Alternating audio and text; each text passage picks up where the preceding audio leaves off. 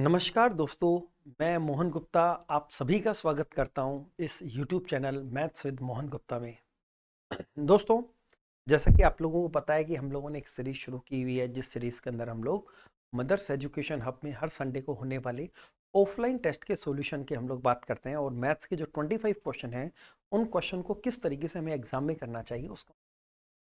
दोस्तों, पिछले सारे 4 वीडियो मैंने अब तक अपलोड कर दिए हैं और 5वां वीडियो ये है। जिन्होंने पिछले वीडियो नहीं देखे हैं वो एक बार maths with Mohan Gupta channel है, इस पर जाकर के आप लोग सारे वीडियो देख सकते हैं। अभी मैं सिर्फ और सिर्फ एचटी का सॉल्यूशन हम लोग इसके अंदर डाल रहे हैं। और दोस्तों, मैंने आपको पहले भी बताया और मैं दोबारा बता रहा हूँ कि ये जो सॉल्यूशन है, ये सॉल्यूशन उन स्टूडेंट के लिए तो हेल्पफुल है ही है जिन्होंने ये टेस्ट दिया है।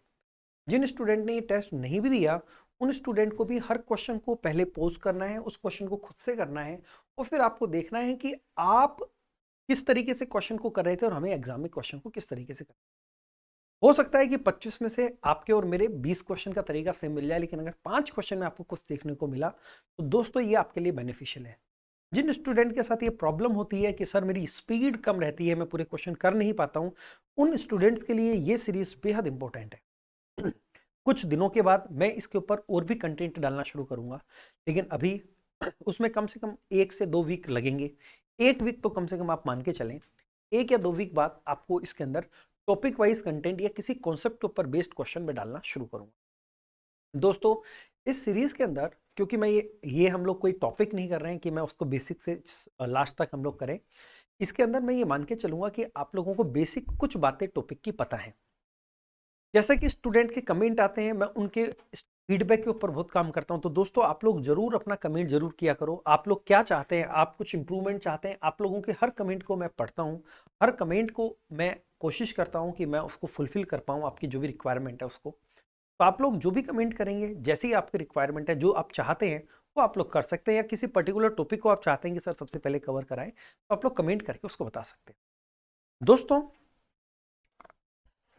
जिनको मान लो जिन्होंने कोई नया स्टूडेंट है जिसने अभी अभी जस्ट बैच शुरू किया है या अभी पढ़ना एसएससी की तैयारी करना शुरू की है, उन स्टूडेंट के लिए भी बहुत हेल्पफुल है। दोस्तों, इन 25 क्वेश्चन के अंदर आप पूरी की पूरी मैथमेटिक्स, पूरी मैथ्स का आप रिवीजन कर रहे होंगे और पूरी मैथ्स का सिलेबस आपका साथ साथ में कवर हो रहा होगा। अगर मान लो कोई टॉपिक, जैसे मैं एक एग्जांपल लेता हूं, ज्योमेट्री आपका नहीं हुआ, या आप जहां पर भी पढ़ रहे हैं अभी आपका ज्योमेट्री चल ही रहा है और आपका ज्योमेट्री का क्वेश्चन कोई आ गया, तो आपको उसको स्किप करने की जरूरत नहीं है। आप उस क्वेश्चन को देखो। हो सकता है कि वो आपको आधा समझ में आए, आधा ना आए, लेकिन अगर वो आपको समझ में भी नहीं आया, तो जब आप क्वेश्चन कर रहे होंगे दोस्तों, 25-25 क्वेश्चन हर वीक, हर महीने में 100 क्वेश्चन, और अगर आप 6 महीने की बात करें, 600 क्वेश्चन, 600 क्वेश्चन की, और वो अच्छे क्वेश्चन, ऐसे नहीं है बेसिक क्वेश्चन तो उसमें होंगे नहीं। आप जानते हैं कि मदर्स की जो टेस्ट सीरीज है उसका लेवल बड़ा अच्छा होता है। तो अच्छे अच्छे क्वेश्चन हम लोग अभी जो हमने जस्ट शुरू की है सीरीज, तो अभी एवरेज लेवल आ रहा है या कुछ क्वेश्चन अच्छे आ रहे हैं। धीरे धीरे हमने लेवल को इंक्रीज करना शुरू किया। धीरे धीरे आने वाले 1-2 वीक में आप देखेंगे क्वेश्चन का लेवल और बढ़ता जाएगा।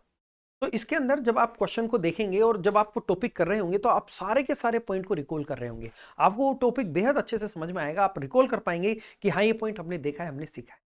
तो चलो बिना टाइम वेस्ट किए हम लोग शुरू करते हैं हमारा क्वेश्चन। और पहला क्वेश्चन है हमारा क्वेश्चन नंबर 51। 51वां क्वेश्चन हमारा कह रहा है कि ए और बी मिलकर किसी काम को 12 डेज में कर सकते हैं। तो मैं यहां लिख देता हूं ए प्लस बी 12 डेज। फिर बोला है बी और सी मिलकर उसे 15 डेज में कर सकते हैं। बी और सी मिलकर 15 डेज में कर सकते हैं। फिर बोला यदि सी की तुलना में ए डबल एफिशिएंट है, ये ए है, ये सी है, सी की तुलना में ए डबल एफिशिएंट है, इसका मतलब ए डबल काम कर रहा है, ये सी एक काम करेगा। तो उस काम को पूरा करने में बी कितने दिन लेगा, हमसे बी का टाइम पूछा। दोस्तों, आप मुझे बताओ, हमारा फर्स्ट स्टेप होता है एलसीएम, जो आएगा 60। इसको अगर डिवाइड करेंगे तो ये आएगा 5, को डिवाइड करेंगे ये आएगा। आप मुझे बताओ, यहाँ ए और सी की जो एफिशिएंसी का रेशियो है दोस्तों, इसके अंदर हमारे पास बी नहीं है। ए और सी की एफिशिएंसी का रेशियो है 2:1। क्या इन दोनों की एफिशिएंसी में 1 का डिफरेंस है? और आप यहाँ पर देखेंगे कि इन दोनों जगह बी तो कॉमन है और ए और सी अलग है, और उनकी एफिशिएंसी में भी 1 ही का डिफरेंस। इसका मतलब मैं कह सकता हूं कि सी एक ही काम कर रहा है और ए 2 काम कर रहा है, तभी तो डिफरेंस 1 का होगा। अब आप बताओ, ए और बी मिलके 5 काम कर रहे हैं, तो बी को कितना काम करना पड़ेगा? 3, तभी तो 3 + 2 5 होगा। और आप चेक कर सकते हो कि ये इस इक्वेशन को भी सेटिस्फाई कर रहा है। बी और सी को मिलके 4 काम करना चाहिए, बी और सी मिलके 4 ही काम कर रहे हैं।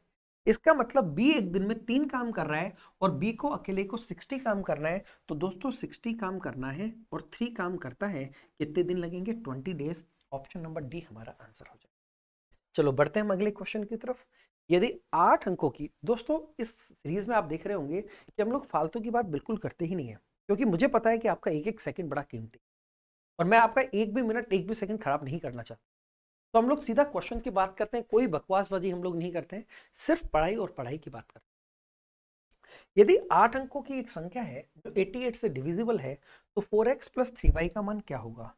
दोस्तों अगर 88 से डिविजिबल है तो 88 का मतलब है 11 इंटू 8, तो ये 11 से भी डिविजिबल होना चाहिए, 8 से भी डिविजिबल होना चाहिए। अब 8 की डिविजिबिलिटी के लिए आखिरी के 3 अंक काम के होते हैं, लेकिन अगर ये अंक इवन आ जाता है, अगर ये संख्या सम हो जाती है, तो उस केस में केवल लास्ट के 2 नंबर काम के होते हैं, मतलब y और 2, इसमें 8 का भाग जाना चाहिए। अब आप मुझे बताओ 8 का भाग कब जाएगा?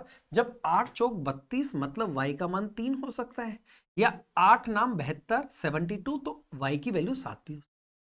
तो y की वैल्यू 3 भी पॉसिबल है और 7 भी पॉसिबल है। अब हम आगे बढ़ते हैं। अब देखो ये 11 से भी डिविजिबल है। 11 का डिविजिबिलिटी रूल दोस्तों ये होता है कि आप इसमें से इसको घटाएं, 2 में से 0 को घटाएंगे 2 आएगा, 7 में से 4 को घटाएंगे 3 आएगा, x में से 4 को घटाएंगे x माइनस 4, y में से 2 को घटाएंगे, ऐसे कॉन्जिक्यूटिव नंबर को हम घटाते हैं, y में से 2 को घटाएंगे ये, और इन सब का जो सम है, इन सब का जो टोटल है दोस्तों, ये 11 से डिवाइड होना चाहिए। 11 से डिवाइड होना चाहिए मतलब या तो ये 0 होना चाहिए, या फिर ये 11 होना चाहिए, या फिर ये 22 होना चाहिए, या ये 33 होने चाहिए, इस तरीके के नंबर होने चाहिए।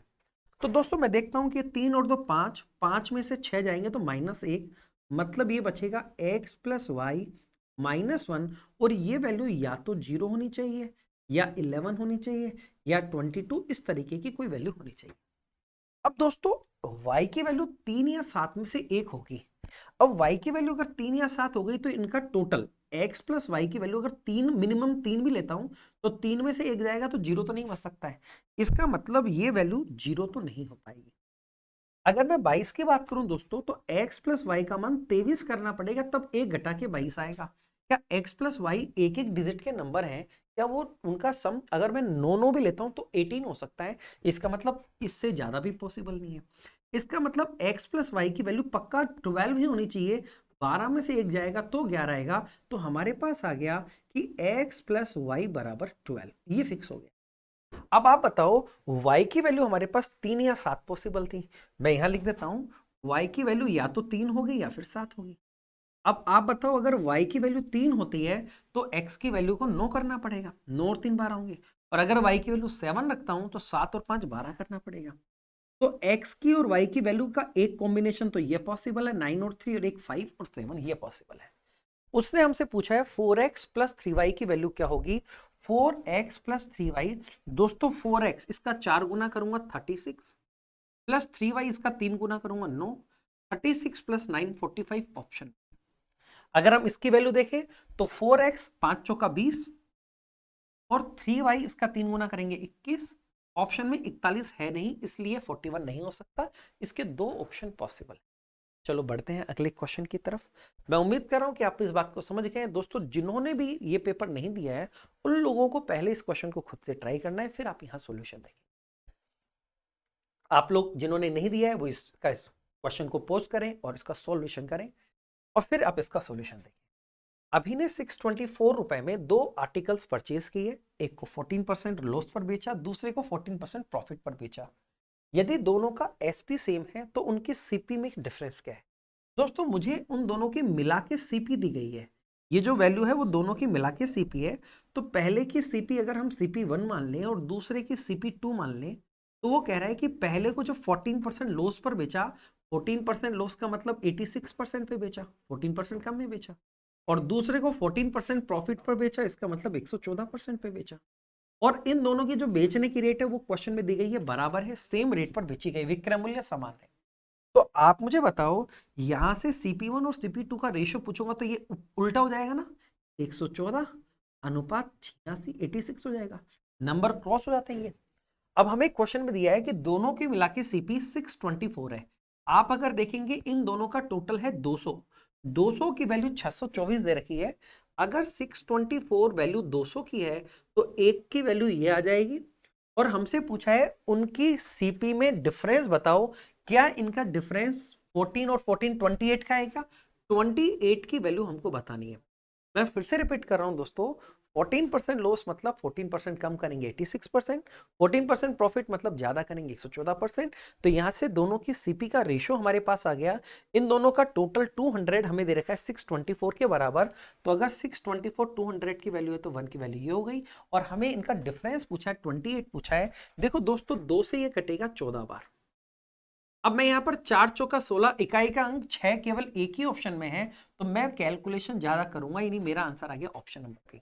मुझे पता है नीचे की तरफ 2 जीरो है तो 2 डिजिट के बाद पॉइंट सब में आ रहे हैं, लेकिन 4 गुना 4 16 आएगा, 6 सिर्फ एक ही ऑप्शन में है। तो हम कैलकुलेटर नहीं है जो हर जगह कैलकुलेशन करने लगे। हमें सिर्फ ऑप्शन देखना है और आंसर निकालना है। चलो बढ़ते हैं अगले क्वेश्चन पर। 12 संख्याओं का 12 नंबर्स का एवरेज दे रखा है हमें 46। पहली 4 संख्याओं का एवरेज दे रखा है 43। अगली अंतिम सॉरी लास्ट 5 नंबर का एवरेज दे रखा है ये। पांचवी छठी सात संख्या सातवीं से 4 और 6 ज्यादा है, तो पांचवी और सातवीं संख्या का एवरेज क्या है? दोस्तों मैं आपसे एक बात पूछता हूं, देखो टोटल 12 नंबर है, इसमें पहली 4 संख्याओं का एवरेज 43 है, सभी नंबर का एवरेज 46 था। ये कितना कम है? 3 कम है। कितनी संख्याओं का? 4 संख्या। और मैं सिर्फ डेविएशन चेक कर रहा हूं। अगर आपने पिछली सीरीज नहीं देखी, पिछले वीडियो नहीं देखे, आप वो वीडियो देखिए, उसमें भी मैंने इस तरीके के क्वेश्चन कर रखे हैं। अगर आप इन वीडियोस को रेगुलर देखते हैं दोस्तों, तो आप लोग देखेंगे कि बार बार आपका एक ही कॉन्सेप्ट का कितनी बार रिवीजन हो जाएगा। सिर्फ हम ऐसे क्वेश्चन में डेविएशन चेक करते हैं कि 46 से 43 3 कम हो रहा है 4 नंबर में। यहां अंतिम 5 संख्या, अगली 5 संख्याओं में क्या हो रहा है? एवरेज हो गया इतना। दोस्तों आप बताओ ये एवरेज बढ़ गया ना, 3.4 प्लस हो गया, 3.4 प्लस हो गया। कितनी संख्याओं में? 5 संख्या। अब आप मुझे बताओ, ये तो हो गया माइनस का 12 और ये हो गया 17 17। देखो कैसे करते हैं, मैंने इसको आधा करा 1.7, इसको 10 डबल कर दिया 10। कैलकुलेशन के भी अपने तरीके हैं। इसका आधा करा, इसको डबल करा तो ये तो 10 बन गया, 1.7 बन गया, और गुना करा तो 17 आ गया। इसका मतलब इन 4 संख्या और 5 संख्या, इन 9 संख्याओं में 5 की वृद्धि हो रही है। इसका मतलब ये 5 संख्या कौन सी कम होंगी? जो बच गई वो संख्या 5 कम करनी पड़ेगी। जितना उनको होना चाहिए उससे 5 कम करना पड़ेगा, क्योंकि ये नंबर जो है वो 5 ज्यादा लेके बैठे हुए हैं। अब दोस्तों पहली 4 संख्या के बाद पांचवी छठी और सातवीं संख्या बच गई। इसमें बोला है कि पांचवी और छठी संख्या सातवीं से 4 और 6 ज्यादा है। इसका मतलब अगर सातवीं संख्या को x माने तो पांचवी और छठी संख्या जो है वो 4 और 6 ज्यादा है। एक तो 4 ज्यादा हो जाएगी और एक 6 ज्यादा हो जाएगी। ये पांचवी छठी सातवीं संख्या है, सातवीं से 4 ज्यादा और ये का। तो हमसे पूछा है पांचवी और सातवीं का एवरेज, इन दोनों का एवरेज पूछा गया है। एवरेज का मतलब होता है बीच वाली वैल्यू। x और x प्लस 4 में 4 का अंतर है, तो बीच वाली वैल्यू x प्लस 2 होगी। इसका मतलब मुझे x प्लस 2 की वैल्यू बतानी है। अब दोस्तों मुझे बताओ, तीन तीन संख्याएं हैं और इन सभी संख्याओं का एवरेज 46 था, तो इन तीन संख्याओं का टोटल 46 के हिसाब से 46 इंटू 3 करेंगे, 35 18 12 और 1 13, 138 होना चाहिए था। लेकिन ये 138 से 5 कम होंगी, क्यों? क्योंकि 5 ये ज्यादा लेके बैठे हुए हैं। तो इन तीन संख्याओं का टोटल इसके बराबर होना चाहिए। इन तीन संख्याओं का टोटल इसके बराबर होना। तो आप यहां देखेंगे 6 और 4 10, 10 उधर जाएगा, तो 5 घटाएंगे 133 और 10 और चला गया 123। ये किसकी वैल्यू हो गई? 3x की। तो x की वैल्यू निकालनी है तो 3 से काट देंगे, 3 से कटेगा 41 बार। लेकिन हमें x नहीं चाहिए था, हमें इन दोनों का एवरेज चाहिए था। आपको पता है x और x प्लस 4 का एवरेज x प्लस 2 होगा, तो 41 में 2 जोड़ देंगे 43। दोस्तों ये x है, ये x प्लस 4 है। अब आप इसका एवरेज भी अगर ऐसे निकालने बैठ गए कि प्लस करके 2, तो फिर तो हो गया सिलेक्शन। आप लोगों को अपने तरीके सुधारने पड़ेंगे, या तो आप सुधर जाओ, नहीं तो जो सुधरा हुआ वो सिलेक्शन ले जाएगा। और मुझे पता है कि आप अगर मेहनत करेंगे तो आप 100% अपने आप को इंप्रूव कर सकते हैं। चलो बढ़ते हैं हम अगले क्वेश्चन की तरफ। ए बी से 20% कम है, 20% को हम बोलते हैं 1/5। तो 5 से 1 कम करेंगे 4 हो गया ए बी से। सी डी से 30% ज्यादा है, 30% को बोलते हैं 3/10।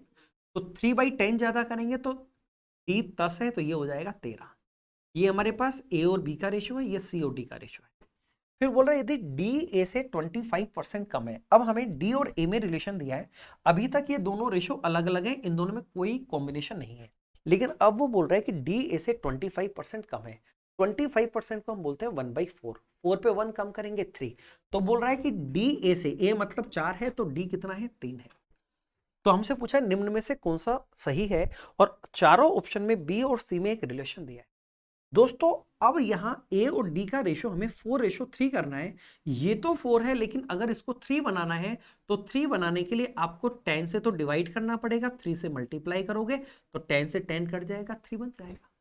अब हमें बी और सी का रिलेशन बताना है, तो दोस्तों देखो बी तो है 5, बी तो कितना आ गया 5, और सी की वैल्यू बात करें तो 13 3 39, 39/10 करेंगे 3.9। ये हमारे पास किसकी वैल्यू आ गई, सी की। और इसका रेशो अगर हम लोग निकाल लें यहां पर, तो आप देखेंगे ये पॉइंट हटेगा तो ऊपर ऐसा हो जाएगा। इन्होंने 0.78 और 0.39, देखो दोस्तों अगर मैं इसको 2 से मल्टीप्लाई कर दूंगा तो ये 100 हो जाएगा और ये 78 हो जाएगा। 2 से अगर मल्टीप्लाई कर दूंगा तो ये 100 हो जाएगा, ये 78 हो जाएगा। और अगर मैं 100 को हटाना चाहता हूं तो 100 हट करके यहां क्या लग जाएगा, पॉइंट, क्योंकि पॉइंट अगर हटाते हैं तभी तो 2 जीरो लगती है। तो यहां से आप देखेंगे सी की वैल्यू आ गई है 0.78 बी, सी बराबर 0.78 बी, ऑप्शन नंबर बी हमारा। मैं उम्मीद कर रहा हूं कि आप इस बात को समझ गए हैं। ये तो 4 था, देखो जब तक ये रेशियो हमें नहीं दिया जाता ना, तो हम इस तरीके से चीजों को नहीं कर सकते थे। चलो बढ़ते हैं आगे की तरफ। x की वैल्यू हमें दी है और इसकी वैल्यू पूछिए। दोस्तों इसकी वैल्यू हम कब निकाल सकते हैं, जब हमारे पास x माइनस 1/x की वैल्यू हो। अगर देखो ये कभी भी इरेशनल नंबर का रैशनलाइजेशन कैसे करते हैं वो बात तो हम करेंगे ही नहीं। अब एसटी के अंदर हम बेसिक बातें तो मैंने आपको बताया था हम नहीं करेंगे। मैं मान के चलूंगा कि आपको कुछ बातें आती है, लेकिन जो नहीं पता वो मैं बताता चलूंगा। दोस्तों कभी भी अगर इरेशनल नंबर नीचे की तरफ दिखे, जैसे x की वैल्यू आपको दे रखी है, मैं लिख देता हूं √5 - 2। अब कई स्टूडेंट लग जाते हैं, इसका रैशनलाइजेशन करने में। आपको रैशनलाइजेशन इस तरीके से नहीं करना। कभी भी रैशनल नंबर नीचे है तो आप इसको बिना कुछ करे ऊपर लिख दें √5, और माइनस है तो प्लस कर दे केवल। और फिर क्या करते हैं, इसके स्क्वायर में से इसके स्क्वायर को घटाते हैं, इसका स्क्वायर 5, इसका स्क्वायर 4, 5 में से 4 गया 1, 1 नीचे लिख देते हैं। लेकिन आपको पता है नीचे 1 लिखने की जरूरत नहीं होती है, 1 से डिवाइड करो या ना करो कोई फर्क नहीं।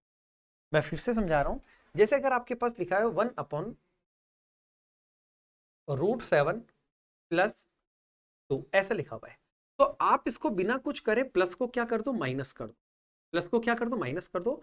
फिर इसके स्क्वायर 7 में से इसके स्क्वायर 4 को घटाएंगे 3 नीचे की तरफ, हम ऐसा करते हैं।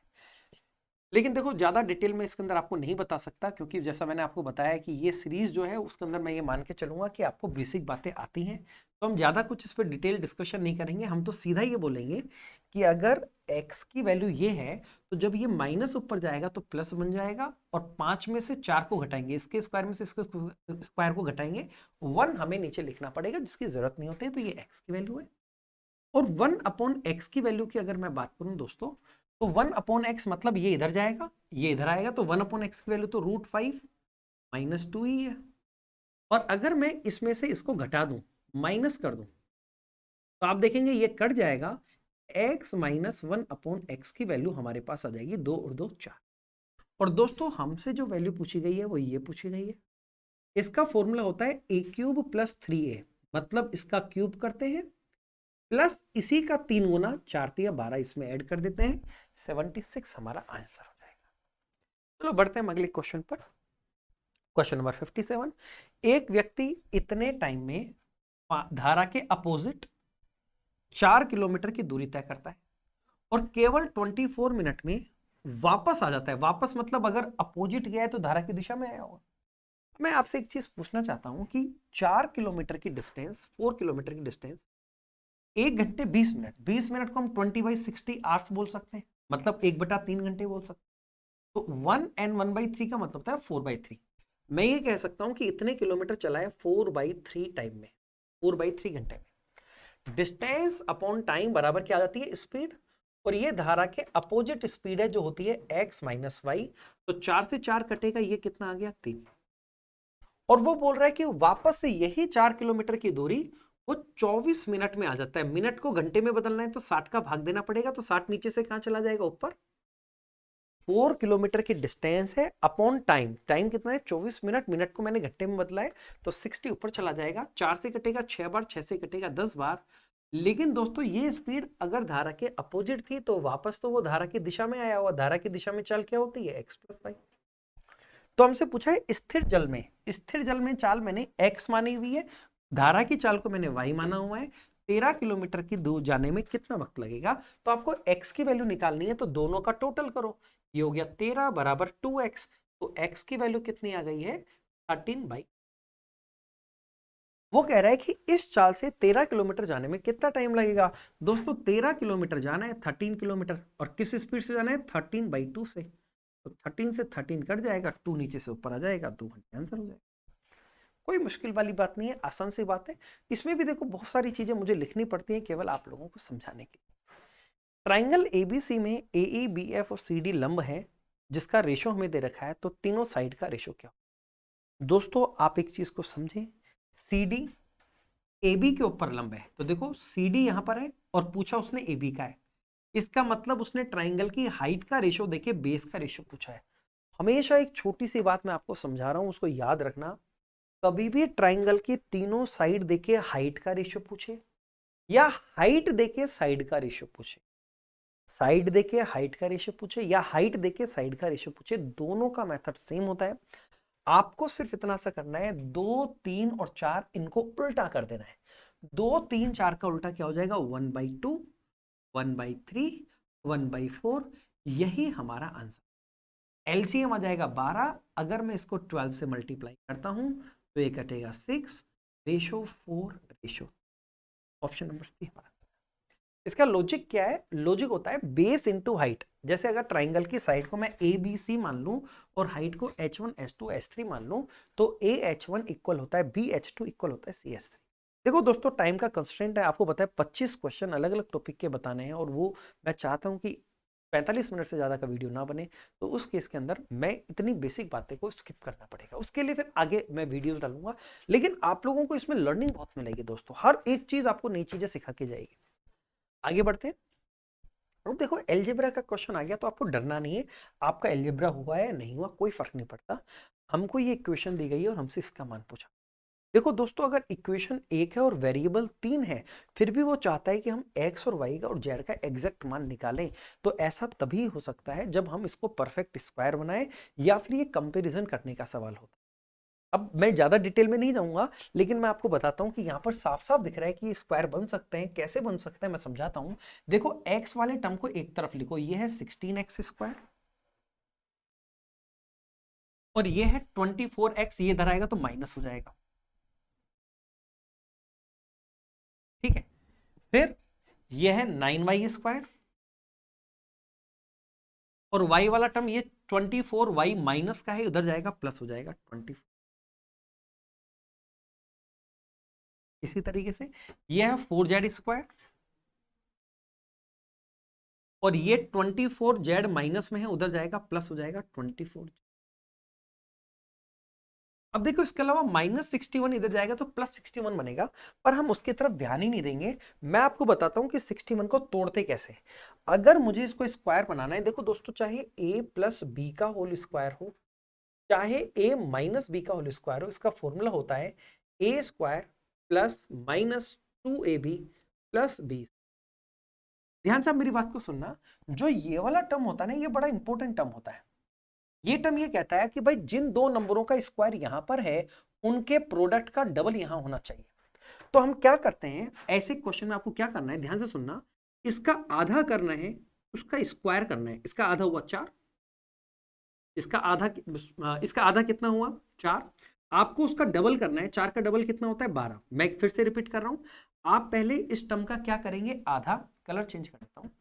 पहले आपको इस टर्म का करना है आधा, और आधा करके करना है डबल। इसका आधा कितना, मैं क्या बोल रहा हूँ, मैं उल्टा बोल रहा हूँ। मैं बोल रहा हूँ कि ये किस नंबर का स्क्वायर है। मुंह से निकल कुछ हो रहा है, दिमाग में चल कुछ हो रहा है। होता है जब टाइम कम होता है और क्वेश्चन ज्यादा बताने होते हैं, तो मुझे लगता है कि कहीं कोई बात छूट भी ना जाए। मैं इन बातों को छोड़ना भी नहीं चाहता, और मुझे बताया अगर तो वीडियो थोड़ा लंबा हो जाता है। कोई बात नहीं, थोड़ा लंबा चलेगा।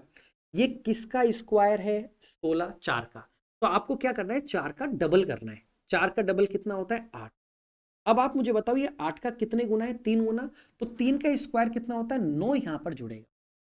आपको मैं फिर से समझा रहा हूं, ये किसका स्क्वायर है? 4। उसका कारण क्या है? लॉजिक समझो कि ये 4 का स्क्वायर है और ये 3 का स्क्वायर है, तो 4 तिया 12 का डबल 24 यहां पर होना चाहिए। फिर से समझो, ये किसका स्क्वायर है? 3 का। 3 का स्क्वायर है, 3 का डबल करो 6, 3 का डबल करो 6। और ये कितने गुना है उसका? 4 गुना। तो 4 का स्क्वायर कर लो, 16 यहां पर जुड़ो। ये किसका स्क्वायर है? 2 का। 2 का डबल करो, 2 का डबल करो 4। और ये 4 का कितने गुना है? 6। तो 6 का स्क्वायर करो, 36 यहां पर जुड़े। कारण क्या है? वो कारण मैंने आप लोगों को यहां पर समझाया। अब आप देख सकते हैं कि 9 प्लस 16 25, 25 और 36 61 ही होते हैं। मतलब ये सारे के सारे नंबर जुड़ करके पूरी इक्वेशन को सेटिस्फाई कर देंगे, यहां जीरो बचेगा। ऐसा मैं क्यों समझा रहा हूं आप लोगों को? देखो दोस्तों, ऐसा करते ही क्या होगा, ये टर्म बन गया 4x, माइनस का साइन है तो -3 का होल। इसी तरीके से यहां से लेके यहां तक का टर्म अगर आप देखोगे तो ये बन जाएगा 3y, प्लस का साइन है तो प्लस बनेगा। किसका स्क्वायर है? 4 का है तो 4 का स्क्वायर। और प्लस ये वाला टर्म किसका स्क्वायर है? 2z, प्लस का साइन है तो प्लस बनेगा। और ये किसका स्क्वायर है? 6 का। 6 का स्क्वायर बराबर 0। और दोस्तों, अगर वर्गों का योग 0 है, सारे के सारे स्क्वायर हैं, अगर स्क्वायर्स का सम 0 है, ऐसा तभी हो सकता है जब ये टर्म भी 0 हो, ये भी 0 हो और ये भी 0 हो। अब आप बताओ, अगर ये 0 है तो 4x माइनस 3 बराबर 0, तो 3 उधर चला गया। 4x बराबर 3, तो x बराबर क्या आ गया? 3/4। इसी तरीके से अगर ये 0 है तो उधर जाएगा -4। जब इसकी वैल्यू -4 होगी तभी तो ये 0 बनेगा। अगर 3y बराबर -4, तो y बराबर क्या आ गया? -4/3। अगर इसको 0 करना है तो इसका मान -6 करना पड़ेगा। अगर 2z बराबर -6 तो z बराबर क्या आ गया? बस इन वैल्यूज को उठा करके रख दो और हमारा आंसर सामने होगा। हमसे क्वेश्चन में पूछा है 2z, इसका डबल करेंगे -6, माइनस एक्स इंटू वाई, इन दोनों को गुना करेंगे तो 3 से 3 कटेगा, 4 से 4 कटेगा, -1 आएगा, तो माइनस माइनस प्लस हो जाएगा, -5 हमारा आंसर हो जाएगा। देखो, इस क्वेश्चन में मुझे थोड़ा सा बेसिक फिर भी बताना पड़ा। मन नहीं मानता, कई बार ऐसा लगता है कि स्टूडेंट को बात समझ ना आए तो उससे बढ़िया है कि 1 मिनट और लगा ले। मैं उम्मीद कर रहा हूं कि आप इस बात को समझ गए होंगे। जब मैं अलजेब्रा आपको पढ़ाऊंगा तो दोस्तों, ऐसे सवाल को आप कैसे, अभी तो मैं ज्यादा उस पर डिटेल पे नहीं जाऊंगा, कैसे इस क्वेश्चन को आप मुश्किल से 5 सेकंड के अंदर अंदर करेंगे, मैं आपको बताऊंगा। 5 सेकंड मैक्सिमम टाइम बता रहा हूं दोस्तों, देखते ही आप बता देंगे किसका आंसर। अगला क्वेश्चन देखते हैं दोस्तों। हमें नीचे दिया गया एक रेक्टेंगल है ABCD। आप सबको ये डायग्राम दिख रहा होगा मेरे ख्याल में, हाँ क्लियर है। जिसमें हमें ये वैल्यू दे रखी है x+2, DE की वैल्यू दे रखी है DE की वैल्यू दे रखी है x+1, मैं यहां लिख देता हूं x+1 DE। और DG बराबर BC बराबर 10, DG भी 10 है और BC भी 10 है, ठीक है। और CG बराबर x है, C से लेके G x है, ठीक है। ये सारी वैल्यू दे रखी है। तो ट्रायंगल EFG का एरिया क्या होगा? EFG का एरिया, इसका एरिया। अब देखो, कई स्टूडेंट तो यहां पर देखते बोलेंगे सर ये क्वेश्चन गलत है, ये x है तो ये x+2 कैसे हो सकता है? अरे दोस्तों, उसने कब कहा है कि लाइन परपेंडिकुलर हो सकता है ये ऐसी तिरछी लाइन आ रही हो? अरे हो सकता है ना कि लाइन तिरछी आ रही हो, ऐसा हो। डायग्राम में समझाता हूं, हो सकता है डायग्राम इस तरीके से बना हुआ हो, ऐसे हो लाइन, लाइन ऐसे हो, ये वाली लाइन ऐसे हो। उसने कब बोला है कि लाइन जो है वो परपेंडिकुलर है? केवल देखने से तुम थोड़ा ना मान लोगे। तो आपको यहां पर जब तक वो बोलेगा नहीं, आप इसको मान नहीं सकते। चलो देखते हैं, हम इस क्वेश्चन का आंसर निकालते हैं। यहां पर देखो, अगर ये x+10 है पूरा, तो ये वाला रेक्टेंगल है तो ये भी x+10 होना चाहिए। 10 होने के लिए 2 है तो 8 चाहिए। अगर 2 है तो हमें क्या चाहिए? 8 चाहिए। ये क्या हो रहा है? 8 चाहिए। और ये x हटाने के लिए माइनस का x लाना, नहीं x+10 करना है ना, सॉरी, बिल्कुल सही है। हमें इस पूरे की लंबाई को x+10 करना है, तो x+10 करने के लिए x था 8 और तो 10 हो जाएगा। अब आप बताओ, ये पूरा का पूरा 10 है तो इसको 10 करने के लिए ये तो 1 है, 9 हमें चाहिए। और x को हटाने के लिए -x करना पड़ेगा, तभी तो x से x कटेगा, 9 और 1 10 हो जाएगा। अब आपसे इस वाले ट्रायंगल का एरिया पूछा गया है। दोस्तों अगर मैं पूरे रेक्टेंगल में से इसको इसको और इसको माइनस कर दूं तो क्या हमारे पास जो बचेगा वो यही बचेगा क्या? ट्रायंगल ही बचेगा। तो पूरे रेक्टेंगल का एरिया होता है लंबाई गुना चौड़ाई, तो इसकी लंबाई है 10 और चौड़ाई है 10 प्लस एक्स, तो मैं 10 इंटू 10 प्लस एक्स इसमें से माइनस करूंगा इस ट्रायंगल का एरिया। ट्रायंगल का एरिया होता है half into base into height, तो हाफ करूंगा तो 8 की जगह 4 हो जाएगा, इंटू 9 माइनस एक्स, तो 4 इंटू 9 माइनस एक्स। इसमें से माइनस और करना है मुझे, क्या माइनस करना है? इस ट्रायंगल का एरिया। ट्रायंगल का एरिया होता है half into base into height, तो हाफ इंटू 10 करूंगा 5 हो जाएगा, 5 गुना एक्स प्लस 1। और इसमें से मैं माइनस करूंगा इसका। अब ये कौन सी आकृति है? ट्रेपेजियम में, क्योंकि रेक्टेंगल है तो ये लाइन पैरेलल होगी। ये तो पैरेलल नहीं है, मुझे नहीं पता ये लाइन पैरेलल है, पर ये लाइन इस लाइन के पैरेलल है। तो ट्रेपेजियम का एरिया क्या होता है? ट्रेपेजियम का एरिया उसको भी माइनस करना पड़ेगा, तो माइनस कर रहा हूं। Half into sum of parallel side, इन दोनों का सम करूंगा तो x प्लस एक्स हो गया 2x प्लस 2, इंटू हाइट है वो यहां से यहां तक की हाइट है 10। अब इसको हमको सॉल्व करना पड़ेगा, तो सॉल्व कर लेते हैं दोस्तों। देखो 10 को 10 से मल्टीप्लाई करेंगे 100, 10 को x से मल्टीप्लाई करेंगे 10x, माइनस का 36, माइनस माइनस प्लस हो जाएगा 4x, ये माइनस का 5x, ये माइनस का 5, ये 2 से कटेगा 5 बार, तो 5 दूना 10x, और 5 दूना 10 माइनस का 10। अब देख लो जो कटरा पिट रहा है वो काट लो, बाकी आंसर इसी फॉर्म में आएगा जो भी है, देख लो। तो यहाँ पर 10x से ये 10x कट रहा है, तो ये 4x माइनस 5x करेंगे तो क्या बचेगा? माइनस का x। और 100 में से 36 गया 64, 64 में से 5 गया 59, और 10 गया 49, 49 minus X, option number B हमारा आंसर। मैं उम्मीद कर रहा हूं कि आप इस बात को समझ गए होंगे। तो एक आसान सा सवाल था, केवल एक्स वैक्स देकर के आपको डरना नहीं। दो सर्कल जिनमें प्रत्येक की रेडियस 17 यूनिट है, एक दूसरे को सी और डी पर काटती है। ये दो सर्कल हैं जिनकी रेडियस 17 सेंटीमीटर प्रत्येक की, ये एक दूसरे को सी और डी पर काटती है। यदि ए बी 30 है, जहां ए और बी सर्कल के सेंटर है, ए और बी सर्कल के सेंटर है, और इनके बीच की डिस्टेंस हमको 30 दे रखी है। तो कॉमन कोड CD की लंबाई बताओ। कॉमन कोड CD की लंबाई बतानी है दोस्तों। अगर ये पूरा 30 था तो क्या ये 15 हो जाएगा? और क्या सर्कल की रेडियस 17 है तो ये रेडियस 17 हो गई, और ये एंगल 90 होता है, साथ में ये दोनों बराबर होते हैं। अब आप बताओ, ट्रिपलेट हम जानते हैं 8, 15, 17, इसका मतलब इसकी लंबाई 8 आ गई। अगर इसकी लंबाई 8 है तो इसकी लंबाई भी 8 होगी, तो 8 और 8 16, 16 हमारी कॉमन कोड की लंबाई है। आसान सा सवाल है, चलो बढ़ते हैं। एक डीलर अपनी सूची कीमत पर 20% डिस्काउंट देकर एक वस्तु खरीदता है, मतलब जो भी उसकी मार्क प्राइस है 100 रुपए, उससे 20% कम 80 में खरीद, और सूची मूल्य से 25% अधिक मार्क करता है। इस 100 रुपए से 25% ज्यादा 125 मार्क कर रहा है। ये खरीदने की रेट है, ये उसकी मार्क प्राइस।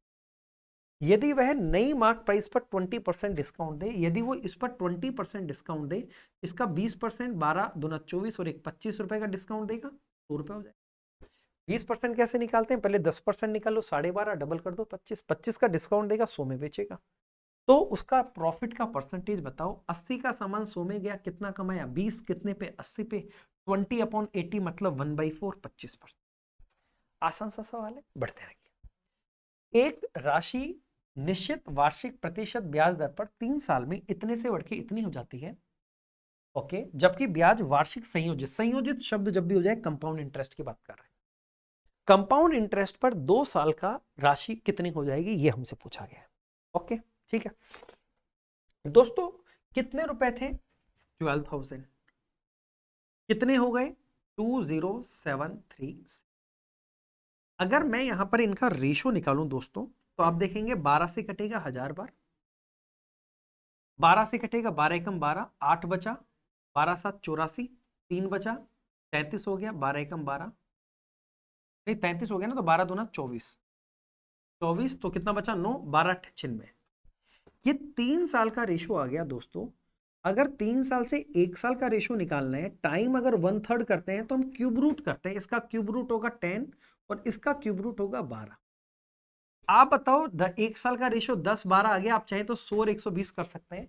इसका मतलब मैं कह सकता हूं कि रेट ऑफ इंटरेस्ट 20% है। 2 रुपए का इंटरेस्ट 10 पे बोलो, या 0 लगा दो ना, तो 120 रुपए हो रहे हैं एक साल में, 20% रेट ऑफ इंटरेस्ट है। तो हमसे वो 2 साल का इंटरेस्ट चाहता है। 20% से 2 साल की इफेक्टिव रेट 44% होती है, तो 44% आपको इसका निकालना पड़ेगा। इसका 1% है 120, और 44% निकालना है तो गुना 44 करना पड़ेगा।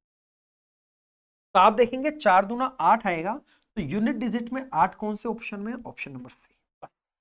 क्योंकि मुझे इंटरेस्ट को 12,000 में जोड़ना है। देखो 12,000 में जोड़ूंगा तो लास्ट का अंक तो 0 ही रहेगा, यहां पे भी 0 है, यहां पर भी 0 है, लेकिन यूनिट डिजिट 8 ही रहेगी, 8 एक ही ऑप्शन में। तो मैं पूरी कैलकुलेशन करने वाला नहीं हूं। यही तरीके दोस्तों आप लोगों को सीखने हैं कि कैसे हम इन क्वेश्चन को करते हैं।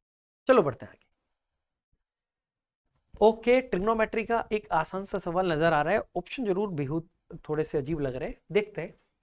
मुझे बताओ सेक स्क्वायर थीटा को हम क्या बोल सकते हैं? 1 प्लस टेन स्क्वायर थीटा और प्लस टेन स्क्वायर, और ये वैल्यू है 3 को इधर भेज देते हैं तो 5/3 हो जाएगा। ठीक है, अब मुझे बताओ ये 1 उधर जाएगा तो माइनस हो जाएगा, 5/3 में से 1 घटाएंगे तो 2/3 बचेगा, 2/3। ये वैल्यू किसकी आ गई है? 2 टेन स्क्वायर थीटा की। 2 से 2 कटेगा तो टेन स्क्वायर थीटा की वैल्यू 1/3 है, तो टेन थीटा की वैल्यू आ गई 1/√3। रूट कर देंगे। कितने डिग्री पर ये वैल्यू होती है दोस्तों? 30 डिग्री पर। अब वो पूछ रहा है कि कौन सा ऑप्शन सही है। देखो साफ साफ ये दिख रहा है, क्योंकि 30 डिग्री और 60 डिग्री साफ साफ दिख रहा है। साइन 30 और कोस 60 का मान सेम होता है, या साइन 60 और कोस 30 का मान सेम होता है। आपको पता है ना, वैल्यू हम लिखते हैं 0, 1/2, 1/√2, √3/2 एंड 1, और फिर उल्टा कर देते हैं। साफ साफ दिख रहा है कि अगर मैं साइन 30 का मान और कोस 60 का मान सेम हो जाए। चलो बढ़ते हैं आगे। हल्का ही सवाल है, कोई दम नहीं है इसमें। यदि किसी धनराशि पर 7.5% की रेट से 15 महीने का सिंपल इंटरेस्ट उसी धनराशि पर 12.5% की रेट से 8 महीने के सिंपल इंटरेस्ट से 32.5 अधिक है, तो वह धनराशि क्या है? ओके दोस्तों, 7.5% का मतलब हो गया 3/40। आपको नहीं पता? 15% तो पता होगा, 15/100 कर लो, या तो 15% 15/100 करेंगे 3/20 आएगा, और 15% का भी ये आधा है, तो 3/20 का आधा जो आएगा 3/40। तो 3/40 इंटरेस्ट, ये रेट है कितने महीने की? 15 महीने। महीने में बात कर रहा हूं मैं, महीने में। और यहां पर अगर हम बात करें 12.5% बोलते हैं 1/8, और 1/8 को 8 से मल्टीप्लाई करेंगे, 1/8 इंटू 8 से मल्टीप्लाई करेंगे। ये महीने में बात कर रहा हूं मैं, अभी साल की बात नहीं हुई है। ये दर जो है वो साल की, लेकिन हम महीने में कैलकुलेशन कर रहे हैं, और इनका डिफरेंस जो है वो हमें दे रखा है। दोस्तों अगर ये महीने है, महीने को साल में कैसे बदलेंगे आप? 12 से डिवाइड करके। ये डिफरेंस हमारे पास आना चाहिए। तो देखो 3 से कटेगा, ये 8 से तो कट गया 8 बार, ये कुछ कट नहीं रहा, 5 से कट रहा है, बिल्कुल 5 से कट रहा है 3 बार, 5 से कट रहा है 8 बार। तो 9/8 में से 1 को घटाएंगे तो ये आएगा 1/8, और 1/8 को 1/12 से मल्टीप्लाई करेंगे 1/96। तो जो भी प्रिंसिपल है उसका 1/96 का डिफरेंस आएगा, और ये डिफरेंस हमें बराबर दे रखा है 32.5 के। ऑप्शन देखो, 32.5 को गुना करेंगे तो पूरी पूरी वैल्यू आएगी, पॉइंट में तो आएंगी नहीं, बचे 2 ऑप्शन। इसको गुना करूंगा 100 तो 3200, ये लो। देखो दोस्तों मैंने क्या किया, मैं आपको फिर से समझाता हूं। मैं ये कैलकुलेशन पहले बता देता हूं कि ये जो होता है वो 15% का आधा होता है। 15% मतलब 15/100, 3/20, उसका आधा करेंगे 3/40। जो भी प्रिंसिपल है उसका 3/40 और गुना 15 महीने। महीने को हमको साल में बदलना होता है, क्योंकि रेट साल में होती है ना। पर मैं साल में यहां पर भी नहीं बदला, क्योंकि यहां पर भी महीना था और यहां पर भी महीना ही है, 8 मंथ लिखा हुआ है, तो मैंने 12 से डिवाइड बाद में एक साथ कर दी।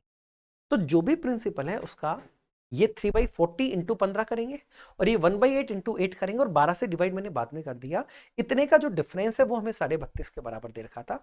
मैं आपसे सिर्फ इतनी सी बात जानना चाह रहा हूं कि जब मैं इसको मल्टीप्लाई करूंगा, क्या ये वैल्यू लगभग 100 के आसपास है क्या? 100 से गुना करूंगा तो 3200 के आसपास वैल्यू कुछ आनी चाहिए।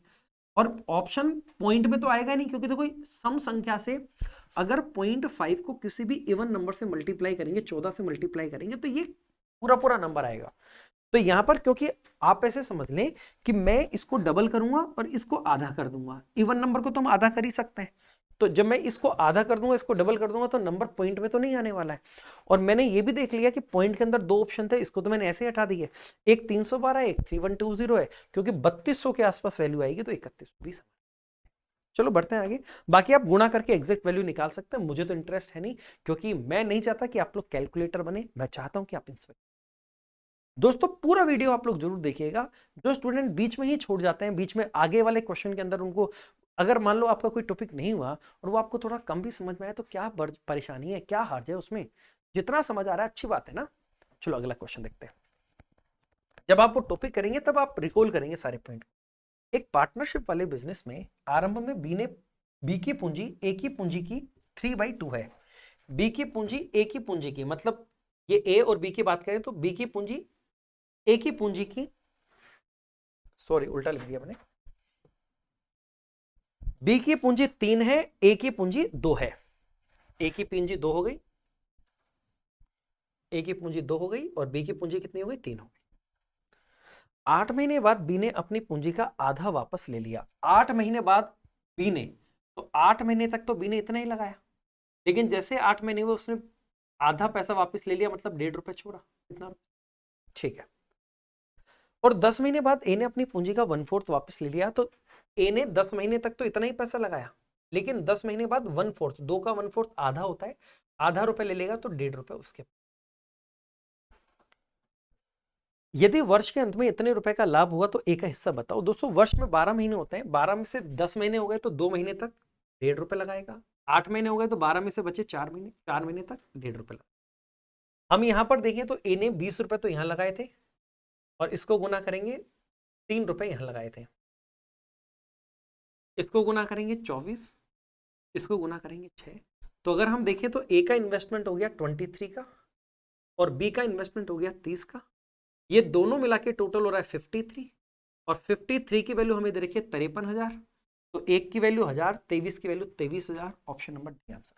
क्या करें इस सवाल को, दम ही नहीं बचा। 53 की वैल्यू 53,000 है और 23 की वैल्यू वो पूछ रहा है।